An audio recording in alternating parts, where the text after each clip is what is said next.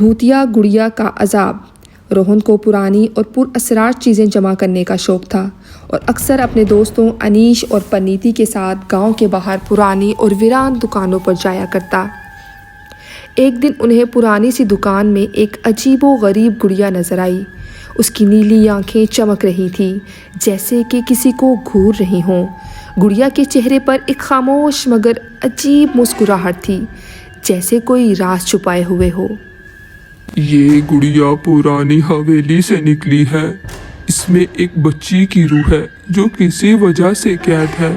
बेहतर है कि तुम इसे मत खरीदो। मगर रोहन ने बूढ़े की बात को नज़रअंदाज कर दिया और गुड़िया खरीद ली। अनीश और पनीती को भी ये गुड़िया देखकर अजीब सा महसूस हुआ। रोहन ने गुड़िया को अपने कमरे की अलमारी में रख दिया।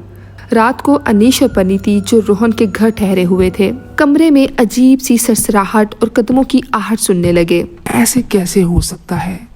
ये मेरा वहम है। कमरे में किसी की मौजूदगी तो जरूर है। जब वो कमरे से बाहर गए तो उन्हें गुड़िया अलमारी से बाहर फर्श पर पड़ी नजर आई, जैसे वो उन्हें घूर रही हो। रोहन रोहन उठो यार, रोहन उठो, ये देखो। क्या बात है यार, इतनी रात को क्या हो गया है तुम लोगों को? सो जाओ और सोने दो। रोहन, तुमने ये गुड़िया अलमारी में रखी थी तो ये कमरे से बाहर फर्श पर पड़ी हुई थी। ये बस एक गुड़िया है, तुम लोग बिला वजह डर रहे हो। अनीश और पनीती ने उसकी बात मान ली, मगर दोनों को किसी परेशानी का एहसास होने लगा। उन्होंने दोबारा गुड़िया को अलमारी में बंद कर दिया और सोने की कोशिश की। मगर आधी रात को पनीती ने एक खौफनाक ख्वाब देखा। एक बच्ची अपनी गुड़िया वापस मांग रही है। उसकी आंखों में खून भरा हुआ था। मेरी गुड़िया मुझे वापस करो, मेरी गुड़िया मुझे वापस करो। खौफ के मारे पनीती जाग गई, मगर जैसे ही उसकी आंखें खुली, वही गुड़िया उसके बिस्तर के पास बैठी थी और उसकी नीली आंखें सुर्ख हो चुकी थीं। अनीश और रोहन भी अब उठ गए। अब रोहन को ये सब कुछ संजीदा महसूस हुआ और उन्होंने सोचा कि उन्हें तांत्रिक के पास जाना चाहिए, जो रूहानी मसाइल के माहिर थे। अगले दिन तीनों तांत्रिक के पास गए। तांत्रिक ने गुड़िया को देखते ही कहा, ये गुड़िया किसी बदरू का मस्कन है।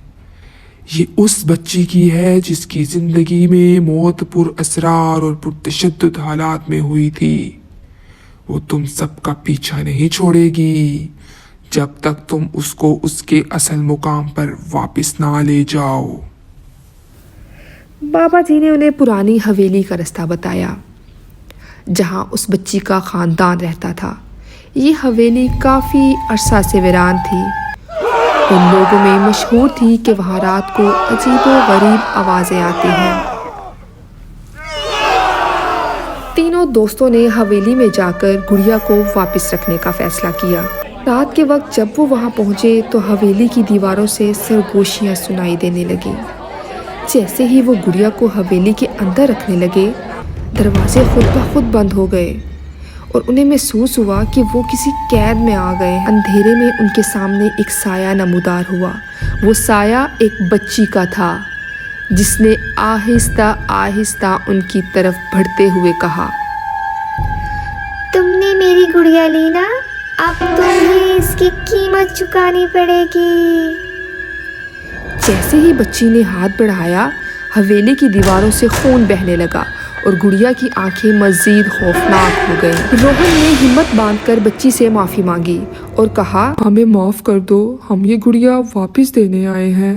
बच्ची का साया आहिस्ता आहिस्ता मध्यम होने लगा। अगर किसी ने मेरी गुड़िया को दोबारा छेड़ा तो वो हमेशा के लिए इसकी रूह का शिकार बन जाएगी।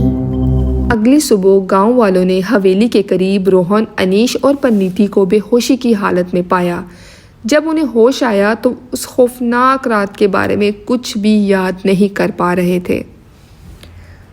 कहते हैं कि आज भी अगर हवेली के पास से कोई गुजरता है तो उसे गुड़िया की हल्की सी सरगोशी और एक बच्ची की हंसी सुनाई देती है।